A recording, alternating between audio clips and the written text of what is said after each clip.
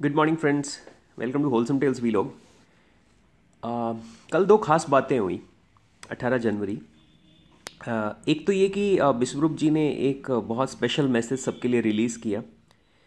जैसे ही मेरे पास उनके ऑफिस से मैसेज आया, हमने वीडियो देखा और उसको हमने होलसम टेल्स मेन चैनल पे डाला था, कल आपने देखा होगा। और वो बहुत खास अनाउंसमेंट थी, क्योंकि उसके अंदर एक बहुत नई रिसर्च है उनकी जिसके बारे में उन्होंने बात की है और उसको उन्होंने पब्लिक के सामने रखा है। और बाकी दूसरी जो चीज़ थी, उन्होंने एक बहुत इंटरेस्टिंग स्टेटमेंट बोली जिसके ऊपर बहुत लोगों के कमेंट्स आए, और वो ये था कि उन्होंने कहा कि भारत के पहले प्रधानमंत्री नेताजी सुभाष चंद्र बोस। और उन्होंने ये बात दो बार बोली, तो डेफिनेटली उन्होंने गलती तो नहीं की होगी। अ, एक बार मुझे भी लगा कि कहीं गलती तो नहीं हो गई, लेकिन फिर मैंने थोड़ा डिगिंग की तो मुझे पता चला कि उनका ये कहना कि भारत के पहले प्रधानमंत्री नेताजी सुभाष चंद्र बोस थे, कुछ मायनों में गलत नहीं होगा।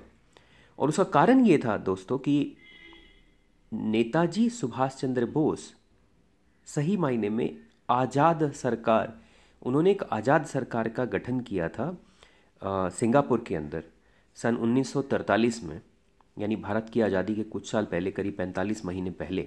और वहाँ पर उन्होंने आज़ाद सरकार, भारत की आज़ाद सरकार की स्थापना की थी। और वो पहले प्रधानमंत्री और रक्षा मंत्री और विदेश मंत्री थे उस सरकार के, और पूरा उनका मंत्रिमंडल था उस टाइम पे। और ये बात है सन 1943 की, अक्टूबर 1943 की। और उसके बाद उनको जापान सरकार से, जर्मनी से, फिलीपींस से, थाईलैंड से, क्रोएशिया से उस सरकार को मान्यता मिली। इतनी अलग अलग कंट्रीज़ ने उस सरकार को मान्यता दी थी कि ये सरकार वैलिड सरकार है। और जापान ने, जिसके कब्जे में उस टाइम पे अंडमान निकोबार आइलैंड्स थे, भारत के अंडमान निकोबार आइलैंड्स उस टाइम पे जापान के कब्जे में थे 1943 में। जापान ने वो दोनों आइलैंड नेताजी सुभाष चंद्र बोस और उनकी आज़ाद हिंद फौज को सौंप दिए, और उनको कहा कि ये आइलैंड आपके हुए, कंट्रोल में जापान के थे पर उन्होंने उनको सौंप दिए, कहा कि आप यहाँ पर शुरुआत कीजिए। और बर्मा, रंगून जो उस टाइम पे था, वहाँ पर वो हेडक्वार्टर था इस सरकार का उस टाइम पे। और नेताजी ने अक्टूबर में भारत के तिरंगे को वहाँ पर फहराया अंडमान में। और वहाँ पर जेल, जो प्रसिद्ध जेल है काले पानी की सज़ा जहाँ मिलती थी, आपने सुना होगा हिस्ट्री में, और वहाँ पे भारत के तिरंगे को फहराया और राष्ट्रगान गाया।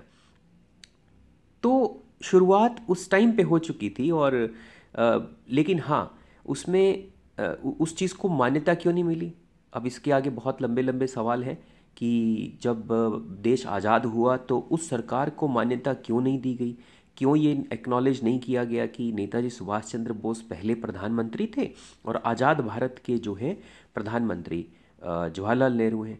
तो ये बहुत डिबेट का सब्जेक्ट है, क्योंकि भारत उस टाइम आज़ाद नहीं था, लेकिन आज़ाद सरकार स्थापित हो चुकी थी उस टाइम पे। और अनडिवाइडेड इंडिया था उस टाइम पे, भारत पाकिस्तान विभाजित नहीं हुआ था, बांग्लादेश तो डेफिनेटली नहीं बना था। तो उस टाइम वो अविभाजित भारत की आज़ाद सरकार के प्रधानमंत्री, रक्षा मंत्री और विदेश मंत्री थे नेताजी सुभाष चंद्र बोस। लेकिन जब भारत विभाजित हुआ और 15 अगस्त सन 1947 को जब भारत को ऑफिशियली आज़ादी मिली, तो उस टाइम पे फिर जवाहरलाल नेहरू जी को प्रधानमंत्री बनाया गया। लेकिन बदकिस्मती कहिए या दुर्भाग्य कहिए, जो मर्जी कहिए, भारत का और हम सब का वो ये कि इतिहास के पन्नों से इतनी इम्पॉर्टेंट चीज़ें जो हैं वो मिटा दी गई हैं। वो हमारे बच्चों को, हम सबको भी वो पढ़ने को नहीं मिली। और दुखद बात यह है कि आगे की जनरेशन्स को ये चीज़ें और आगे इस तरह की पता भी चलेंगी या नहीं चलेंगी, इसकी भी कोई गारंटी नहीं है। तो एक अच्छी बात जो मैं हमारे प्रधानमंत्री, वर्तमान प्रधानमंत्री श्री नरेंद्र मोदी जी ने किया, वो 2018 के अंदर जब 75वीं वर्षगांठ थी आज़ाद सरकार की, तो उन्होंने अंडमान निकोबार के अंदर जाकर जो है वो अनाउंसमेंट किया कि हम जो है उस सरकार को मान्यता देते हैं, उस संगठन को मान्यता देते हैं जो नेताजी सुभाष चंद्र बोस ने स्थापित किया था। और मोदी जी ने लाल किले पर तिरंगा फहराया। और तो एक तरह से मान्यता फाइनली एक भारत की सरकार ने उस संगठन को दी, ऑफिशियल रिकॉग्निशन दी। तो ये बहुत बड़ी बात है। मैं अप्रिशिएट करता हूँ कि हमारी जो जो करंट जो या जो हमारे नेता लोग हैं या हमारी सरकारें हैं वो इन चीज़ों को आगे लेकर आ रही हैं, और ये अच्छी बात है। मैं किसी पॉलिटिकल पार्टी के समर्थन नहीं करता, किसी के अगेंस्ट नहीं हूँ, लेकिन ये एक ऐसा इनिशिएटिव है, ऐसा ऐसा स्टेप है जो कि मेरे हिसाब से बहुत पहले शायद ले लेना चाहिए था। तो ये मुझे बहुत अच्छी लगी ये जानकारी। मैंने सोचा आप लोगों के साथ भी शेयर करूं, क्योंकि काफ़ी लोगों ने बोला कि अरे यार ये क्या है, कम से कम यार इतना तो हिस्ट्री पढ़ लिया करो कि भारत के पहले प्रधानमंत्री। तो कुछ मायनों में हम उसको गलत कह सकते हैं, लेकिन कुछ मायनों में वो शायद कहना सही भी होगा। तो मैं आपको बताऊं कि आज़ाद भारत के पहले प्रधानमंत्री पंडित जवाहरलाल नेहरू थे, लेकिन आज़ाद सरकार जो 1943 में बनी थी, अनडिवाइडेड इंडिया की, अविभाजित भारत की, उसके अगर प्रधानमंत्री हम बोले तो नेताजी सुभाष चंद्र बोस थे। तो नेताजी सुभाष चंद्र बोस को सैल्यूट। उन्होंने जो भारत के लिए किया वो शायद कोई और नहीं कर सकता था। जिस तरह से उन्होंने जापान के साथ मिलके और उस क्षेत्र के बाकी कंट्रीज़ को एक साथ मिलाया और ये मूवमेंट शुरू किया आज़ाद भारत का,